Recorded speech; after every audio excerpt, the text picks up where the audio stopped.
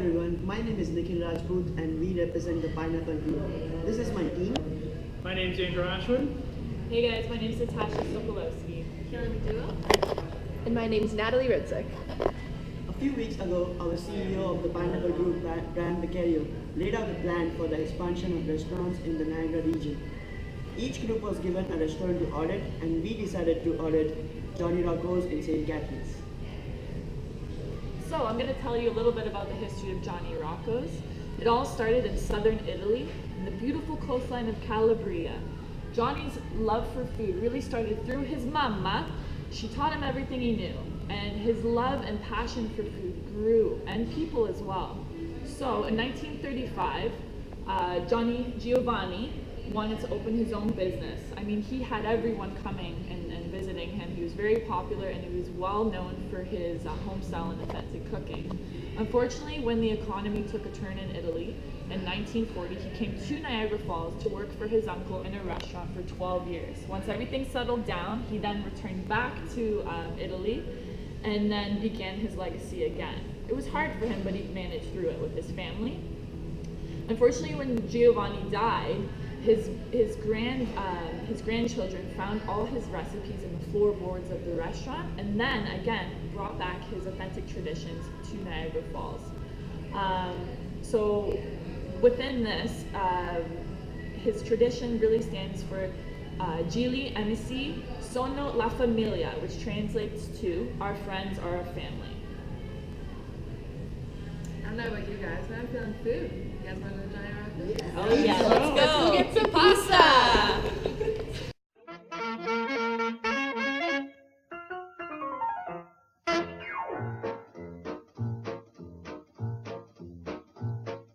Porte casune con un stemma a rete, una cuppolella che vi si era alzata, passa scampanianna pattuleta, con mano a papà te fa guardare.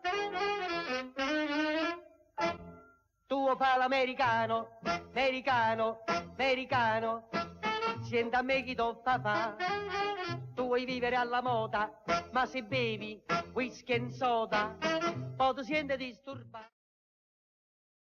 Just arrived here at 271 Merritt Street. For those of you who don't know, it's in St. Catharines here. We are just in front of the Penn Center here, and we're just going to get our first look at Johnny Rocco's here.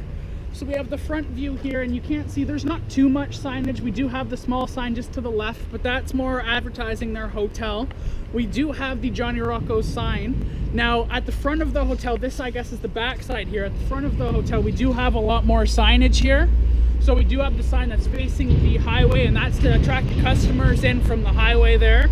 And as we just come into the front door here, you're going to see it does have a very rustic feel. It is kind of like that old style. You can even see it on the outside here. It's got that kind of stone, almost castle-like feel to it, taking you kind of back into the olden days. And the other selling point here that we do have of the hotel is that there is a hotel attached to it with the restaurant on the side. So right away you will see that you have the hostess stand actually right behind me right here. It's laid out pretty nice. You've got your desserts there and everything. Here we are in the restaurant. Everything is in perfect rows, so it's actually really easy for the guests to get around. Looks like the servers might have a little bit of trouble with if the restaurant does get busy bumping into each other. Just over here, you've got our open style kitchen. Kaylee, would you like to talk about the kitchen? Come on over. So this is where they make their pizza from a wood burning oven. And the guests can sit here as they're entertained by them cooking the pizza for them. They can enjoy that there. And over here is the kitchen.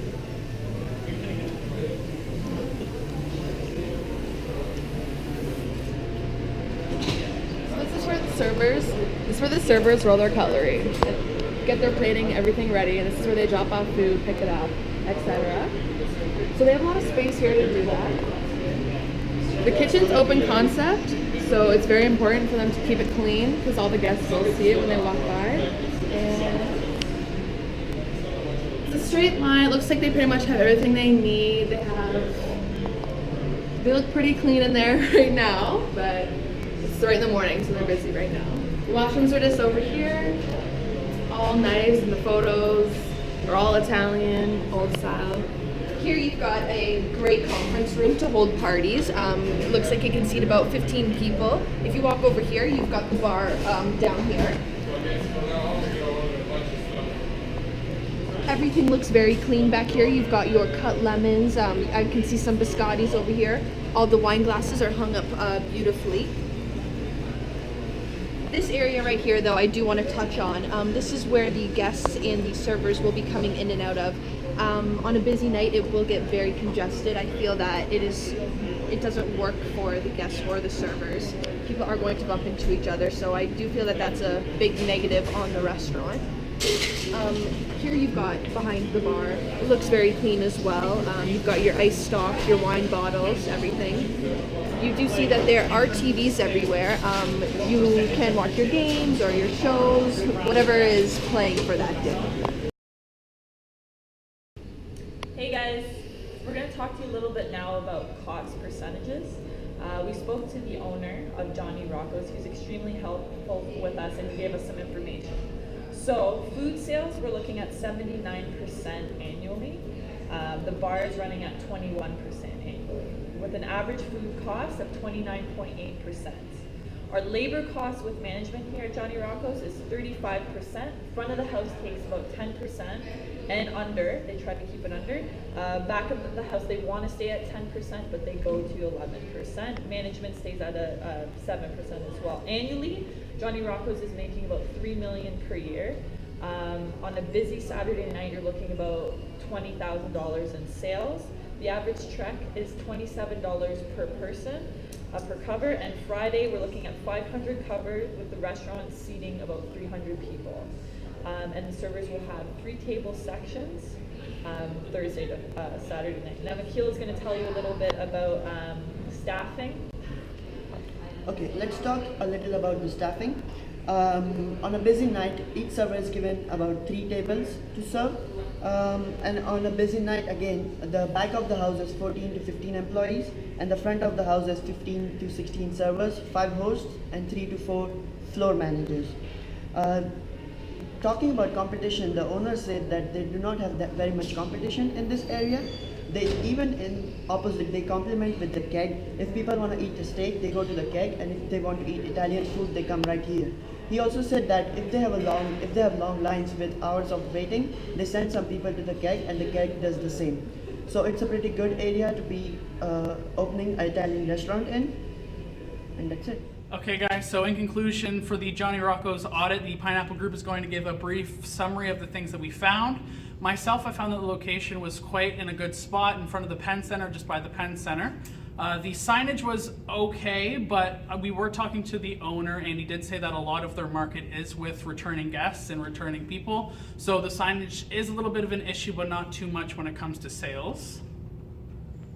The service was great. We're all for it.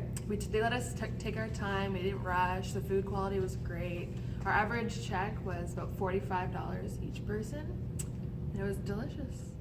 So I'm going to touch on the competition for Johnny Rocco's. The only competition that we found there was the keg. It's not really a competition because who's going to go to Johnny Rocco's for a steak? They're actually going to send you over to the keg. They do have this thing where if the keg's busy, then the keg's going to send those customers to Johnny Rocco's, or if Johnny Rocco's is busy, then they'll send them over to the keg. Thanks, Natalie. That was awesome. So I'm going to touch a little bit now on the fact that Johnny Rocco's does takeout and delivery, which is a plus. They also do various promotions every day of the week. So Monday, kids eat free. Wine Down Wednesdays, $5 off of any bottle. We have Tapas Thursdays from 7 to 11, which is one of their busiest nights. They do live music every Thursdays as well. Martini Fridays, Caesar Sundays for $6. And also they do a family meal deal for $29 plus 4 pops, which is great for delivery and takeout for busy families. Johnny Rocco's also offers gift cards and loyalty reward programs. So every time you come in, you get points, and therefore you'll get some money off of your bill eventually. Nick, go ahead. So as a representative of Johnny Rocco's, we talked to the owner of the restaurant, and he said that there are only 2 locations in Canada right now, one in the Falls and one in St. Catharines. but they are also looking to expand their restaurants in Cambridge and Brantford. Pineapple Group has two choices: either buy the franchise in St. Catharines or the Falls, or finance one and build a new one in Cambridge or Brantford. We believe that the correct option would be to buy the franchise, as it is already doing so good. So on behalf of the Pineapple Group, we would recommend yes. Yes, all around. Yes. When the moon hits your eye like a big pizza pie, that's amore. When the world seems to shine like you've had too much wine, that's amore. Bells will ring, ting-a-ling-a-ling, ting-a-ling-a-ling, and you'll sing Vita Bella. Hearts will play tippy-tippy-tay, tippy-tippy-tay, like a gay tarantella. When the stars make you drool, just like a pasta fazool, that's amore.